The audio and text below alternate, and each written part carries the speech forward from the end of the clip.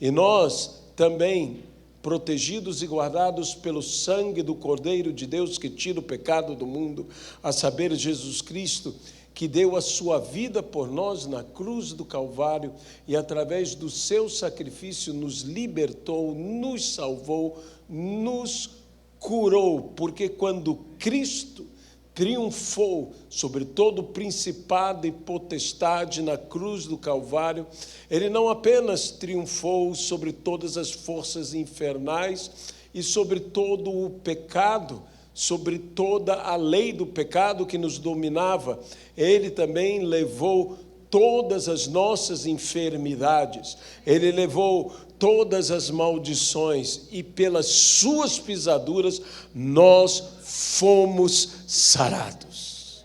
De modo que a Deus seja glória por tudo isto. E 50 dias depois, eles estavam ali na península do Sinai, diante do Sinai, aonde a glória do Senhor se manifestou e aonde Moisés recebeu as tábuas da lei, aonde a lei foi dada àquele povo, e dada àquele povo também foi dada a todos nós, onde Deus revelou a sua lei, e por isso nós louvamos ao Senhor. Mas no dia de Pentecostes, o Espírito Santo, a promessa de Deus, veio sobre todos nós. Como nós dissemos hoje aqui pela manhã, e eu quero me reafirmar tudo isto, que a Bíblia diz a respeito de sermos cheios do Espírito Santo, que diz, do seu interior fluirão rios de água viva. Assim, quando nós aceitamos a Jesus Cristo como nosso Senhor e nosso Salvador, nós recebemos o Espírito Santo. Você não recebe o Espírito Santo depois. Você recebe o Espírito Santo juntamente com toda a Santíssima Trindade, com Deus. Deus é único, Deus não se divide, nem se dá em partes para nós. Por isso, Ele nos dá plenitude. E o Espírito Santo estando em nós, mas, pastor, o que acontece quando nós temos a experiência que nós chamamos de batismo no Espírito Santo? O que acontece? Lembre-se que Jesus, quando foi ter com seus discípulos após a ressurreição, soprou sobre eles e disse: recebei o Espírito Santo. Eles estavam com o Espírito Santo. Mas Jesus diz: esperai até que do alto sejais revestidos de poder, para serdes minhas testemunhas. Isso que nós chamamos de batismo no Espírito Santo, que podemos chamar de a plenitude de Deus, também assim podemos nos referir a essa experiência que Deus nos concede a todos nós para sermos suas testemunhas. É quando aquilo que está dentro de nós começa a fluir a partir de nós. E então nós transbordamos, e então rios de água viva se manifestam a partir da nossa pessoa, pela ação exclusiva de Deus. E a Bíblia mesmo nos diz, isto ele se referia à descida do Espírito Santo, que haveria de vir, assim diz João, e que, de fato, eu e você possamos viver a experiência do fluir de rios de água viva no nosso interior. Amado e querido Deus, fala aos nossos entendimentos, fala aos nossos corações, desperta-nos para vivermos a plenitude do Teu Espírito em nossas vidas. Ó Deus, que a fé que vem pelo ouvir e ouvir a palavra de Deus se manifeste nos nossos dias. Que essa fé traga à existência aquilo que não existe, e que os atos e obras de fé se manifestem na nossa vida, sendo nós aqueles que vivem e vivem pela fé, e pela fé em Jesus Cristo, nosso Senhor, nosso Salvador, Deus conosco. Abençoa-nos, ó Pai, e que toda honra, toda glória e todo louvor sejam dados hoje e eternamente, unicamente ao Senhor, no nome de Jesus Cristo. Amém e amém.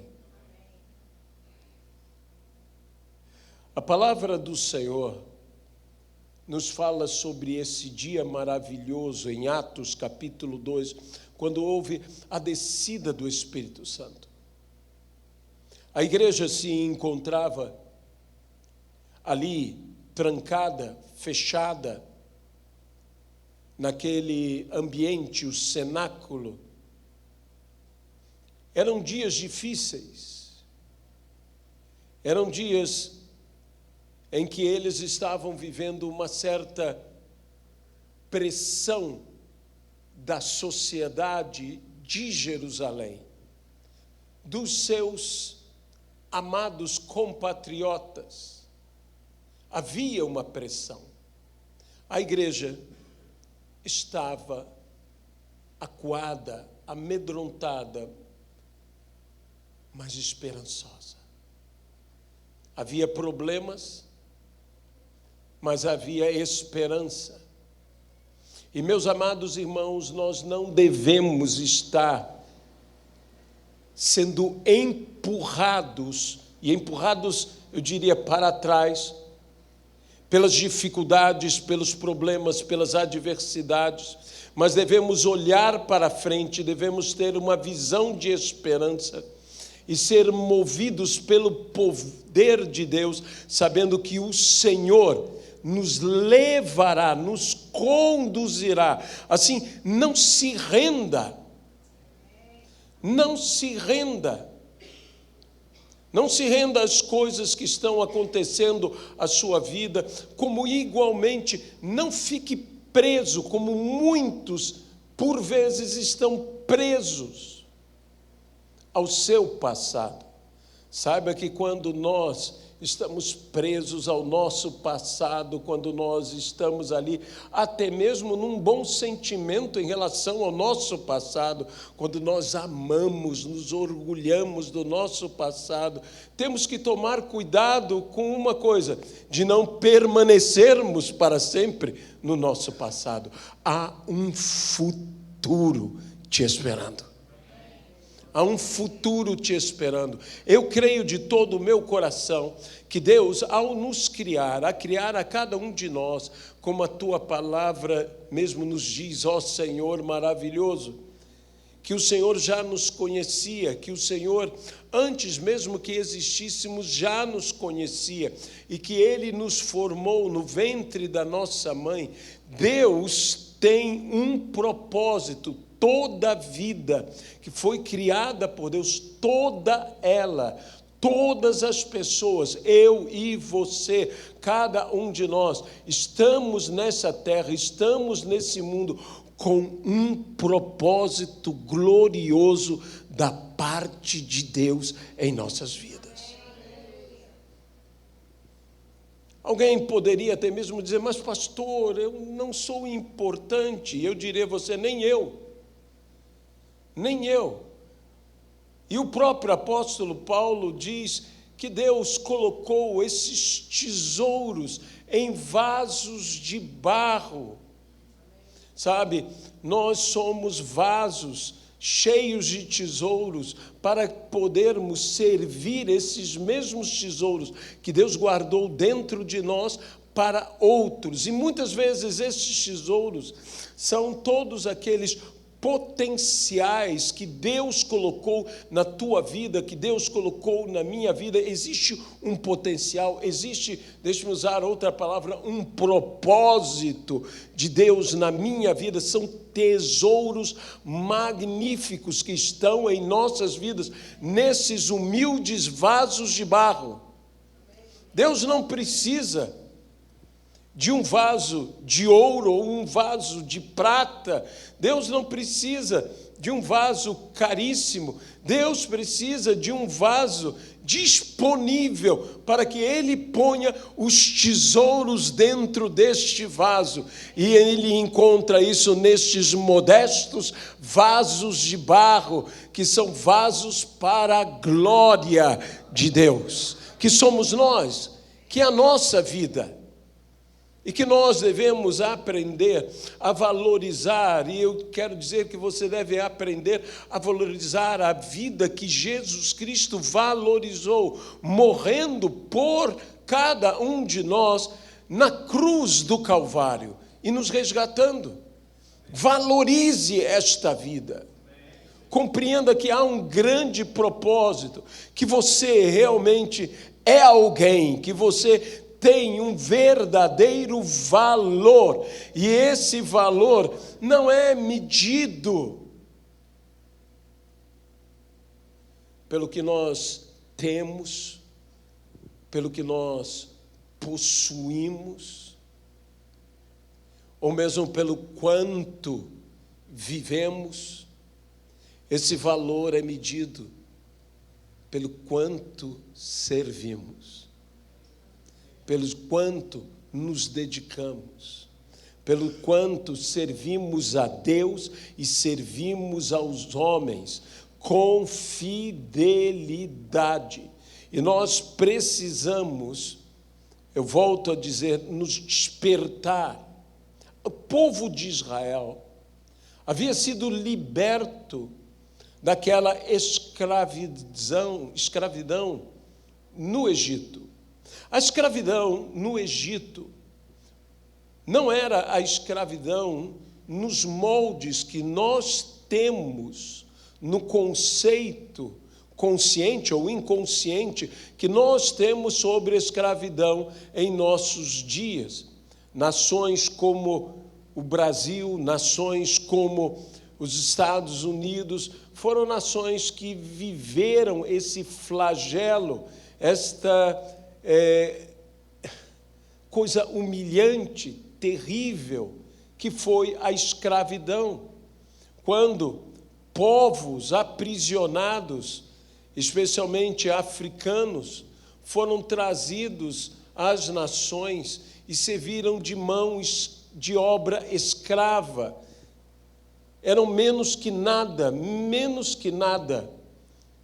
tratados como posse para outras pessoas. A escravidão no Egito, a escravidão em Israel, não era esse tipo de escravidão, era uma servidão. E muitos no Egito, quando viveram a escravidão no Egito, esse povo podia viver debaixo do chicote, podia viver debaixo da chibata, mas esse povo também tinha coisas ali que o prendiam a este estado servil. O estado servil às vezes nos aprisiona e pensamos que é para isso que vivemos, é assim que temos que viver, e temos medo da responsabilidade que a liberdade pode nos dar. Por isso a palavra do Senhor fala sobre uma ministração tão estranha, sobre o famoso servo da orelha furada, quando era liberto um escravo e o escravo não desejava ser liberto. E ele então era levado por aquele senhor que ele se submeteria, que ele se manteria na continuidade de sua servidão. E na porta era ele pregado através da sua orelha era furada, e ele, para sair dali, ele precisaria rasgar. Era praticamente um juízo sobre aquela vida que tinha medo de viver a liberdade. Há outras interpretações cabíveis a esse texto. Nós que, muitas vezes, sendo libertos, nos sujeitamos à servidão a Cristo Jesus. Mas nós não voltamos de novo debaixo do jugo de servidão do pecado, pois se Cristo nos libertar, verdadeiramente somos livres. E não devemos de novo nos colocar debaixo de jugo de servidão, não devemos voltar à escravidão. Mas uma das coisas que faz com que a pessoa retorne, ela não ter o conceito do seu valor, ela não compreender que Deus colocou um tesouro, e há um tesouro dentro de você. Que eu não devo confundir a minha pessoa com o tesouro que está dentro de mim. O tesouro que está dentro de mim não sou eu. Essa não é a minha natureza. A minha natureza é barro. Eu sou um vaso de barro. Essa é a minha natureza. Isso é o que eu sou. Mas o que Deus colocou em mim, isso é outra coisa. E nós precisamos entender que o Senhor tem nos chamado, e tem nos chamado com um propósito, e nós devemos cumprir o propósito para o qual Deus nos chamou. É difícil aqui eu poder dizer qual é o propósito da sua vida. Muitas vezes levamos anos e algumas pessoas nunca descobrem os seus propósitos. Nunca descobrem os seus propósitos. Porque nós precisamos buscar em Deus qual o propósito de Deus. Há propósitos de outros, há propósitos nossos, existem diversos propósitos, mas para que eu resuma o propósito de Deus em nossa vida, basta eu dizer que para isto fomos todos criados, para a glória de Deus. Nós existimos para isto. Se existe um propósito, e há este propósito, nós estamos aqui para a glória de Deus, para glorificarmos ao Senhor, e a Ele seja toda a honra e toda a glória, no nome de Jesus Cristo. O povo, como eu disse, saiu de Israel, saiu do Egito, saiu da escravidão, e o povo chegou diante do Sinai, e foi anunciado que Deus falaria ao povo, que o povo guardasse uma distância, e quando se ouvisse sonoramente a trombeta, ao terceiro dia, o povo subisse à presença de Deus. Mas o povo temeu. O povo disse: fale-nos tu, Moisés, e não Deus.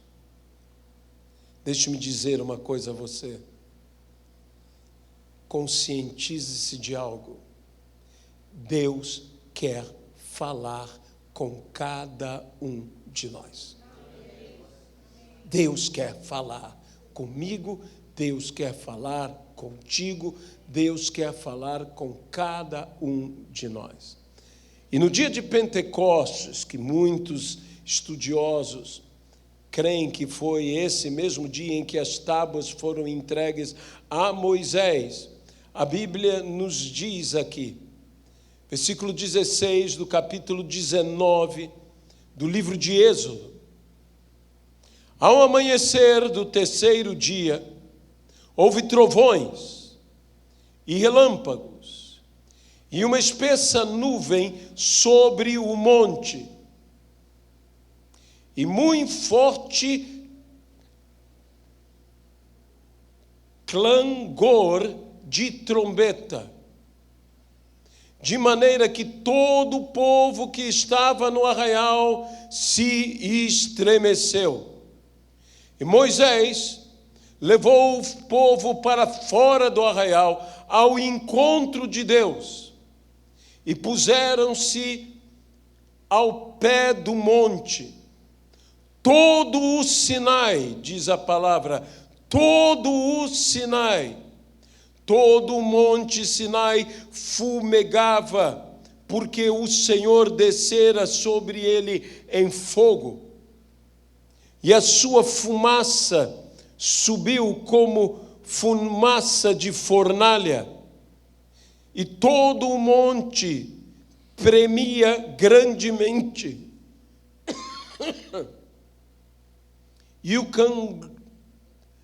clangor da trombeta ia aumentando cada vez mais. Você consegue ver essa dramaticidade toda do texto? Moisés falava e Deus lhe respondia no trovão. Descendo o Senhor para o sino do monte Sinai, chamou o Senhor a Moisés para o sino do monte. Moisés subiu, e o Senhor disse a Moisés: desce, adverte ao povo que não transpasse o limite até o Senhor para vê-lo, a fim de muitos deles não perecerem. Também os sacerdotes que se chegam ao Senhor se hão de consagrar, para que o Senhor não os fira. Então Moisés disse ao Senhor: o povo não poderá subir o monte Sinai, porque tu nos advertiste, dizendo: marca os limites ao redor do monte. Replicou-lhe o Senhor: vai, desce, depois subirás tu e Arão contigo, e os sacerdotes, porém o povo não transpasse o limite para subir ao Senhor, para que não os fira. E todo o Sinai fumegava, porque o Senhor descera sobre ele em fogo. Que Deus abençoe a sua palavra em nossas vidas, no nome de Jesus Cristo. Esse é um texto tão impressionante. É o texto da entrega das tábuas da lei a Moisés, de todo o momento em que Moisés foi chamado, em que Moisés subiu ao monte. E Pentecostes celebra esta entrega. Logo depois desse texto, em Êxodo, capítulo de número 20, já começa a famosa narrativa dos 10 mandamentos. Os mandamentos, a Torá, foi entregue a Moisés naquele monte. Ele desceu com as tábuas.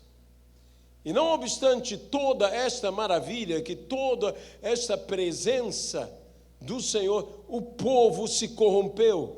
O episódio do bezerro de ouro segue-se a este episódio.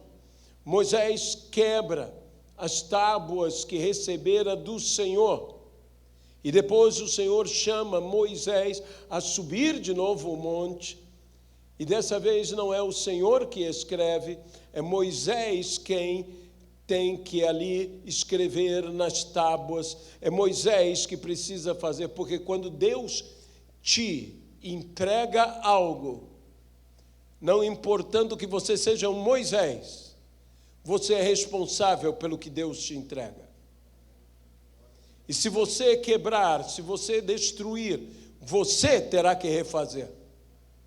O Senhor cooperará com você, o Senhor agirá com você, mas aquilo que Ele te confiou, isso é tua responsabilidade. O dom que Deus nos confia, isso é nossa responsabilidade. E se de alguma maneira, como as tábuas que foram quebradas, nós também viermos a quebrar o que Deus nos concedeu, nós teremos que restaurar, nós teremos que trabalhar, nós teremos que nos aplicar, e Deus será conosco, e nós conseguiremos, como Moisés conseguiu, nós também conseguiremos. Nós também o faremos. O dia de Pentecostes foi um dia tremendo. Esse som da trombeta que eles ouviram, eles conheciam o som da trombeta, que é chamada shofar, e que esse som veio de toda a experiência, o som vinha do alto. E em Pentecostes, houve um som vindo do alto. E diz que o som aumentava a sua intensidade cada vez mais. Meus irmãos, eu imagino isso na minha mente, eu me transporto para esse lugar, a terra tremendo, o fogo aparecendo, o cume do monte ardendo em chamas, todo o Sinai fumegando com a glória de Deus, com o fogo de Deus, porque Deus descera ao Sinai, trovões, raios, sabe, parece uma explosão vulcânica aqui, parece uma coisa como um vulcão, e lá estava o Monte Sinai em chamas diante de todo o povo, e o povo abalado. E naquele dia que o povo, depois de tudo isto, se corrompeu atrás do bezerro de ouro, a Bíblia diz que cerca de 3.000 deles morreram. E no dia de Pentecostes, cerca de 3.000 pessoas foram salvas. Não é para juízo que o Senhor deseja dar do seu Espírito a todos nós, é para testemunho, a fim de que os homens sejam salvos.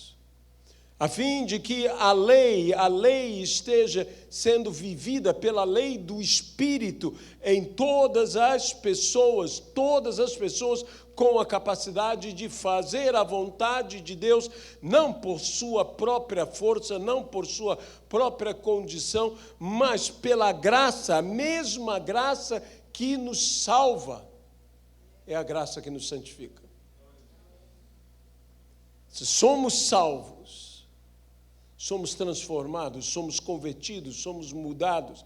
E essa graça operante em nós, essa graça realizadora em cada um de nós, esse mover extraordinário do Espírito Santo em nossa vida, tudo aquilo, eu imagino que houve no Sinai, tudo isso no momento que somos cheios da plenitude de Deus, em que se manifesta esse derramar do Espírito e do nosso interior flui em rios como água viva, eu posso imaginar que tudo isto, desta mesma forma intensa, acontece no meu interior, no teu interior, acontece em cada um de nós. É um Deus todo-poderoso agindo em vidas como nós.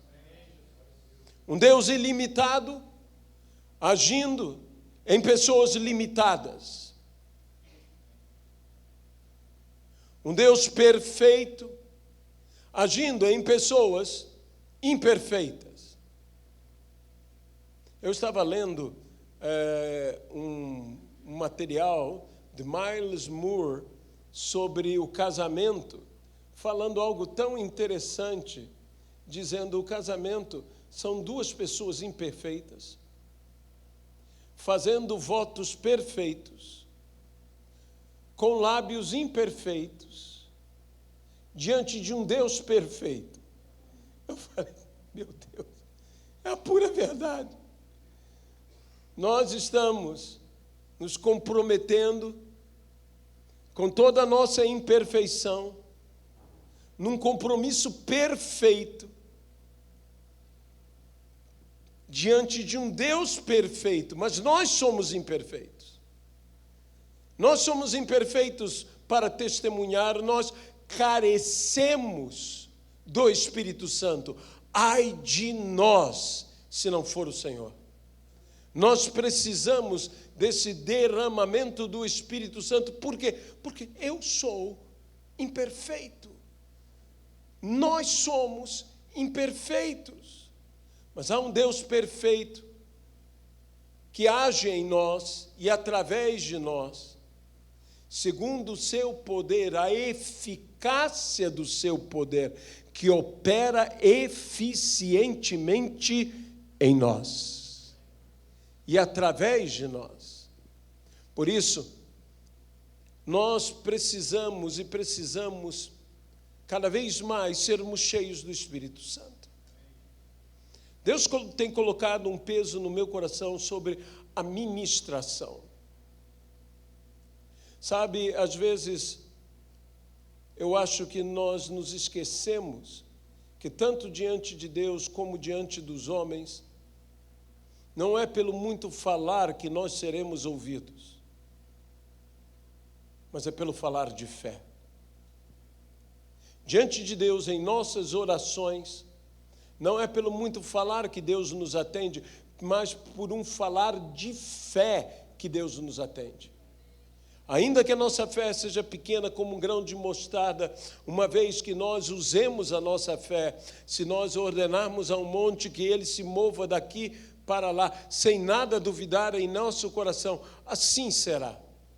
E também os homens, que nós queremos que eles ouçam, que eles sejam afetados, transformados, não é pelo muito falar que nós convenceremos os homens. O próprio apóstolo Paulo, que tinha capacidade para muito falar, e por vezes muito falava, o apóstolo Paulo diz: a minha pregação não consistiu em linguagem persuasiva de sabedoria humana, mas a demonstração do poder do Espírito Santo, para que a vossa fé não se apoiasse em sabedoria humana, mas no poder de Deus. E o Evangelho é o poder de Deus para a salvação de todo aquele que nele crê. E nós precisamos talvez mais de ministração do que palavra. A palavra é importantíssima. Volto a citar: a fé vem pelo ouvir e ouvir a palavra de Deus. E é necessário que preguemos a palavra de Deus. Não preguemos nossas opiniões, não preguemos o que achamos que é o melhor, mas preguemos a palavra de Deus. A verdadeira fé vem por pregarmos a palavra de Deus. Só de lermos a palavra de Deus e estarmos escutando a palavra de Deus, a fé já está operando e surgindo em nossa vida, porque a fé vem pelo ouvir. E ouvir a palavra de Deus. Mas talvez hoje, em nossos dias, dentro das igrejas, haja muito mais falar, haja muito mais agir humano, haja muito mais manifestar coisas pelos caminhos dos homens do que manifestarmos a palavra de Deus, a palavra da verdade, pelo Espírito da verdade, que é o Espírito Santo. Nós temos que nos vigiar destas coisas, temos que nos desviar desse caminho e pedir ao Senhor que o Senhor opere. Por isto, é necessário que haja ministração. Ministração.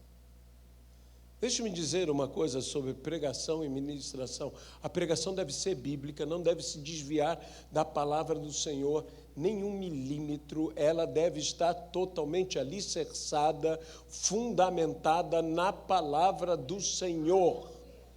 Isso é a verdade, e nós não devemos apenas ouvir a mensagem, devemos, depois de ouvir a mensagem, vir às Escrituras, ler as Escrituras, aprofundarmos-nos nas Escrituras, não somente confirmarmos o que foi dito nas Escrituras, mas nos aprofundarmos nas Escrituras, buscando nos apresentar como obreiros fiéis, que não têm do que se envergonhar e que manejam bem a palavra da verdade. Mas nós precisamos ministração. Deixe-me dizer uma coisa, cada pessoa tem uma condição de retórica, de oratória, de eloquência. Uns podem falar durante um longo período e ninguém se cansar, mas nós temos que buscar ser o mais objetivos possíveis e entender que você falando e falando o suficiente e alcançando o propósito da mensagem, transmitindo a mensagem conforme a mensagem você não precisa falar mais. Mas você precisa ministrar mais. Meus irmãos, eu não estou dizendo que seja isso, mas se nós temos 30 minutos de palavra e 2 horas de ministração, ninguém vai se cansar. Mas se você tiver 2 horas de pregação e 30 minutos de ministração, nem o ministrador consegue ministrar, nem os que ouviram a mensagem conseguem ser ministrados, porque ninguém tem mais força para nada. Nós precisamos ser cheios do Espírito Santo e dar oportunidade, abrir nossa vida, para quê? Para que possamos receber do Senhor.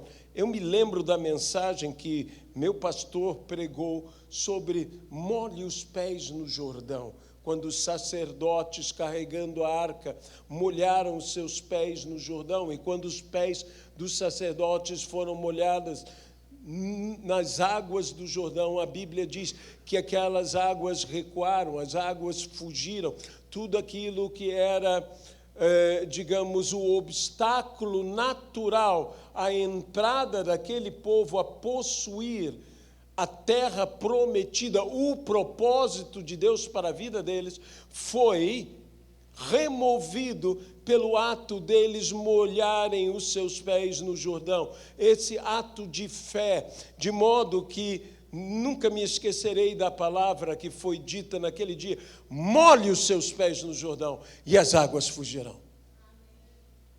Molhe os seus pés no Jordão e o obstáculo sairá do seu caminho. Como eu queria ser cheio do Espírito Santo. Eu estava já com 14 anos, meus irmãos todos já haviam tido experiências do derramamento do Espírito Santo, haviam falado em línguas. Eu tenho uma coisa, para mim a experiência com Deus tem que ser real. Real. Eu digo ao Senhor, eu quero algo, se eu quero ouvir a tua voz, eu tenho que ouvir a tua voz. Se eu tenho que ter uma visão, eu tenho que ter uma visão que não haja dúvida nenhuma que Deus está abrindo os meus olhos espirituais e eu estou vendo uma visão clara da tua pessoa. Eu preciso de algo verdadeiro. E por causa disso, às vezes as coisas demoram um pouco mais em minha vida, porque eu digo: Senhor, eu quero ser cheio do Teu Santo Espírito, mas para valer, se vai fluir rios de água viva, eu tenho que sentir esses rios se movendo. Senhor, eu preciso algo que venha de Ti. Eu sei que não é por emoções, não é por sensações, é por fé. Não são as emoções e as sensações que me levam à fé, mas a fé me levará mais cedo ou mais tarde a emoções e a sensações, a grande vibração da fé. Isso acontecerá com todos nós. E então, naquele dia que eu ouvi aquela palavra, eu disse: é agora. E tomei uma decisão. E eu fui à frente, eu me lancei, eu pulei. Eu me lembro quando disse: molhe os teus pés. Eu dei um salto. De onde eu estava sentado, eu toquei no chão, e ali, quando meus pés tocaram no chão, algo aconteceu. Eu vou dizer uma coisa: o que aconteceu com o Monte Sinai foi fichinha diante do que aconteceu comigo. Deus me sacudiu, Deus me tirou toda a minha estabilidade, Deus me aloprou. Uma linguagem bem elegante, para não dizer enlouqueceu.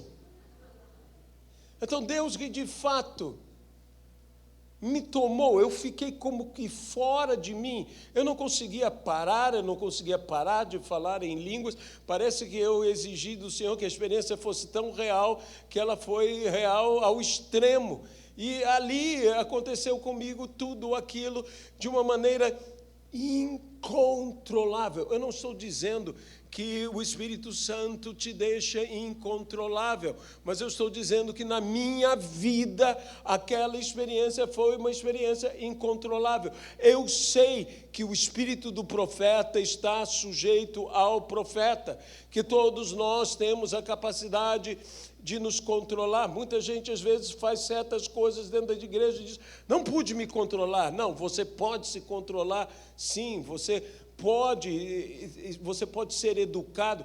O Espírito Santo não deixa ninguém sem educação. Você pode ser cordato, você pode ser gentil, você pode ser suave. Lembre-se que a Bíblia diz que houve fogo, que houve vento, que houve terremoto, e Deus não estava nem no fogo, nem no vento, nem no terremoto. Tudo aquilo era para tirar o profeta de dentro da caverna, e saindo o profeta da caverna, houve um silvio suave, e Deus estava ali. Então pode o Senhor operar na suavidade, não apenas no estrondo de uma montanha tremendo, mas num silvio suave, num som, quase um assobio. E o Espírito Santo estava ali, e a presença de Deus estava ali, e o profeta ouviu a Deus, e hoje nós estamos aqui para Deus agir na nossa vida como quiser. Se Deus tocar na sua vida e você ficar de joelhos, não há problema. Se Deus tocar na sua vida e você simplesmente fechar os seus olhos e estiver sendo ministrado pelo Senhor, não há problema. Se Deus tocar na tua vida e você começar a andar de cabeça para baixo nesse teto, também não há problema. Não ouvi um amém a isso, né? Porque realmente essas esquisitices, sabe de uma coisa? Nós somos gente esquisita por causa do Senhor, e às vezes existem esquisitices.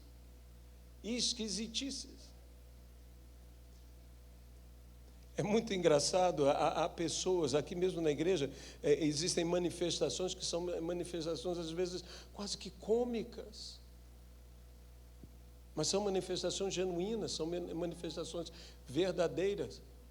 Eu me lembro de um amigo meu que queria colocar um pouco de rédeas no mover de Deus, e que, respeitosamente eu digo isso, eu entendo a preocupação dele, eu entendo o zelo dele, eu entendo todas essas coisas, mas eu me lembro muitas vezes que ele disse para mim: tem umas pessoas que, em vez de receber o Espírito Santo, parece que estão recebendo um espírito de peru. Eu disse: como espírito de peru? Porque começam com um barulho estranho, fica... E aí eu fui pregar na África, e uma das expressões de louvor das mulheres africanas é... Eu falei: meu Deus, é igualzinho. E tudo mais, e não tem a ver, a pessoa não sabe de nada, a pessoa não conhece nada, e está fazendo uma expressão de louvor e adoração ao Senhor. Eu disse: quer saber de uma coisa, Senhor? Eu não julgo nada, não julgo ninguém, faz o que o Senhor quiser fazer, a loucura que o Senhor quiser fazer, eu estou para tudo com o Senhor, até mesmo para aquilo que não me agrada. Porque existem moveres de Deus na nossa vida que nós, às vezes, não nos sentimos à vontade. Como eu testemunhei aqui, eu volto a dizer, eu me lembro do dia que o Senhor me tomou pelo Espírito e eu dancei. Eu não danço, eu não sei dançar. Minha esposa insiste comigo desde que nós casamos para que nós dancemos. Eu até hoje não danço. Eu tenho 3 pés esquerdos para dançar. Eu danço muito mal, eu sou uma ameaça dançando. Porque quando você dança mal, você é uma ameaça para as pessoas ao seu redor. Você pisa no pé de quem não tem que pisar, você esbarra naquele que você não deve esbarrar e tudo. E eu me lembro quando o Senhor me deu a experiência, graças a Deus, foram pouquíssimas vezes que isso aconteceu na minha vida, e sempre que aconteceu, foi difícil para mim, foi quase vexatório para mim. E a primeira vez que aconteceu, justamente nesse congresso internacional de avivamento nos Estados Unidos, na cidade de St. Louis, eu comecei a ter a experiência que alguns irmãos chamam de sapatinho de fogo. E eu vou te contar uma coisa, tinha um fogo naquele meu sapato. Tinha um fogo naquele meu sapato. E como eu tive vergonha. Eu disse, Senhor, por favor, qualquer outra coisa, mas não isso. Não, Senhor, por favor. E eu fui indo, e eu estava no meio ali da quadra do estádio de basquete, 15 mil pessoas ao meu redor, e eu dançando, e as pessoas, e fui filmado. Se você sabe aquele telão do estádio de basquetebol, eu apareci lá em cores e ao vivo, né? E as pessoas, que dificuldade. Estava eu num congresso no Rio Centro, e foi a segunda vez que me aconteceu. E eu estava pregando, e quando terminou, e quando eu olho, eu começo a mexer o meu quadril, e eu digo, que coisa esquisita é essa? Eu me senti um Elvis Presley todo sem jeito. Eu falei, Senhor, isso é muito vergonhoso. Isso é muito vergonhoso, mas se é o Senhor que está agindo, e alguém poderia dizer, mas Aloysio, isso não faz parte das suas emoções.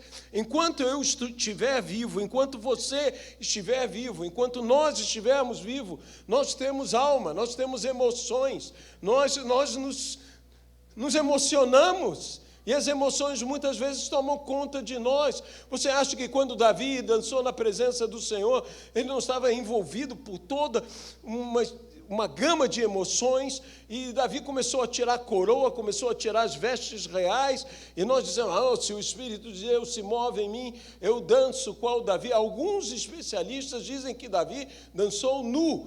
Por favor, não dance como Davi. Não dance como Davi aqui dentro. Não é verdade? Nós temos que tomar cuidado com isso. Davi foi tirando a roupa, foi tirando tudo que lhe atrapalhava. Mas isso tem um sentido. Eu creio que nós temos que ir tirando de nós tudo que nos atrapalha de louvarmos ao Senhor com toda a liberdade, de engrandecermos ao Senhor com toda a liberdade. Não é fácil para quem tem um temperamento mais tímido. Não é fácil. Quando você está vestindo roupas de timidez, e você começa... Eu não sei como é que foi com Davi, eu acho que os primeiros passos ele estava ali com todas as suas vestes reais. Daqui a pouco ele diz, esse negócio está me atrapalhando, deixa eu tirar a coroa. Daqui a pouco ele diz, essa coisa está me atrapalhando, deixa eu tirar a minha capa, essa coisa ainda está me atrapalhando, deixa eu tirar a minha túnica, e daqui a pouco, Davi tirou demais. Mas Davi estava louvando ao Senhor, e cuidado de não julgar os seus irmãos, porque eles estão tirando as suas vestes, estão louvando na frente de todos, estão no meio dos servos e das servas, louvando ao Senhor. Olha, você tem que saber quem você é, você tem que entender que você é o rei, e cuidado para não dar uma de Mical.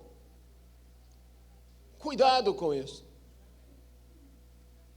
Não vamos julgar os nossos irmãos pelas experiências que são dos nossos irmãos. Eu não consigo fazer certas coisas que outros fazem.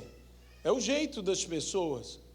Casei com uma ardida que nem pimenta quando entra nessas coisas, e Luciana, às vezes aqui, esquece que é uma avó e começa a pular, a saltar, e vai, e chama um, e chama outro, lá vai Miriam.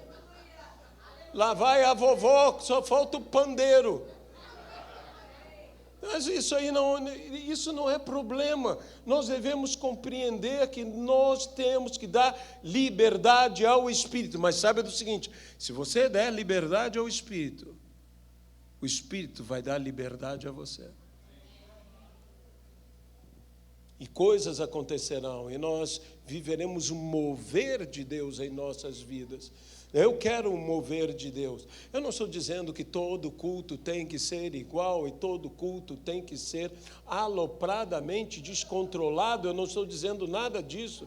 Eu estou dizendo que eu quero o mover de Deus em todo culto. Se Deus nos levar todos aqui aos joelhos e às lágrimas, isso é um grande mover de Deus. Esse é um grande mover de Deus, chamado arrependimento. É o mover que eu mais desejo em minha vida, que todos nós, que todas as pessoas se arrependam. Se Deus nos levar a uma celebração, a um entusiasmo, a estarmos recebendo o Senhor em nós e dar-nos vazão a essa experiência com Deus, através de cânticos e novos cânticos, de cânticos espirituais, aleluia por tudo isso. Nós temos que viver Pentecostes. O Espírito Santo foi concedido a todos nós. No dia de Pentecostes, o Espírito, ele está no nosso meio, ele está conosco, ele veio do alto, ele está aqui, ele está entre nós, ele está em nós e nós queremos estar nele, pelo poder do Senhor. E que haja um transtorno. Você diz, não, mas isso não acontece comigo, isso não acontece comigo, isso não acontece comigo. Você tem toda a razão, isso não acontece com você. Assim como uma montanha não treme por qualquer coisa. E naquele dia a montanha tremeu.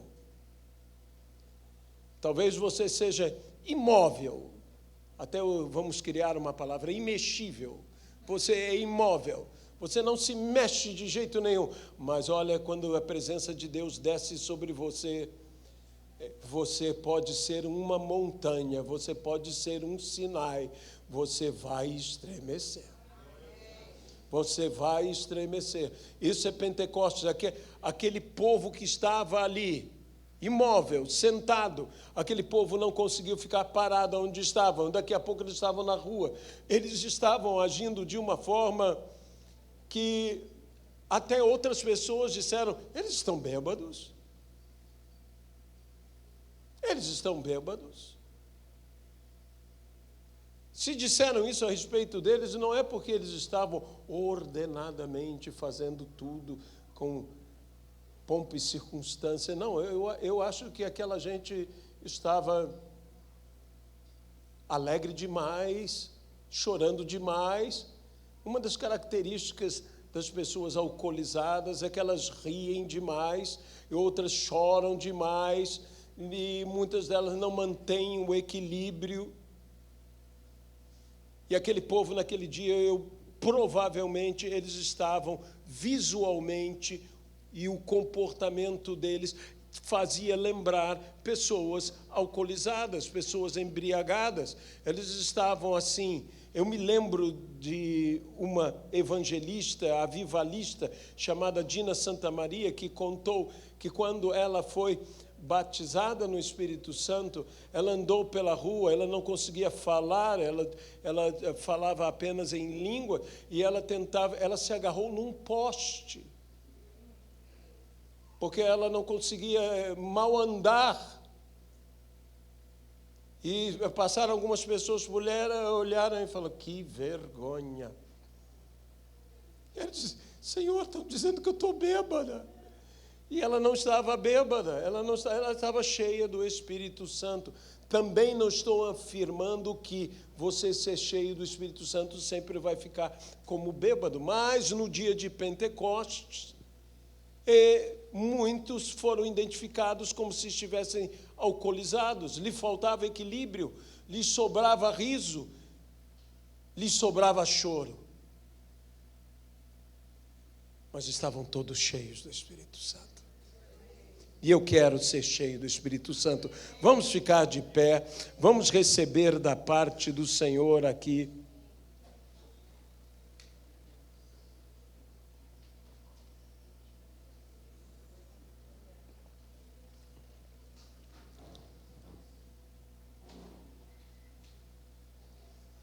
Se você deseja ser cheio do Espírito Santo,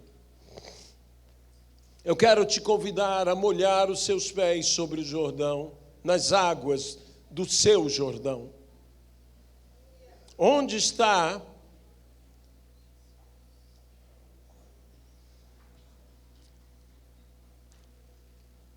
aquele elemento natural, aquele impedimento natural? Se alguém deseja hoje ser cheio do Espírito Santo, ser batizado no Espírito Santo, por favor, dê um passo de fé, saia do seu lugar, venha aqui à frente, deixe Deus ministrar em sua vida, deixe Deus ministrar no seu viver. Todo aquele que quer ser cheio do Espírito Santo, não importando a idade que tenha, se você quer avivar o dom que há em você, quer se renovar, esse é o momento. Eu quero fazer esse convite, porque é quando nós tomamos uma postura diante de Deus, quando nós damos liberdade ao Espírito Santo. Aleluia, aleluias. Eu vou convidar os pastores para que estejam aqui à frente. A palavra do Senhor nos diz que o apóstolo Paulo perguntou àqueles: recebeste o Espírito Santo quando cresces? Eles responderam: pelo contrário, nem sabemos quem é o Espírito Santo. Paulo então ministrou aquelas pessoas e diz: e impondo-lhes as mãos, foram logo cheios do Espírito Santo e falavam em outras línguas e profetizavam. Deus pode confirmar a sua presença.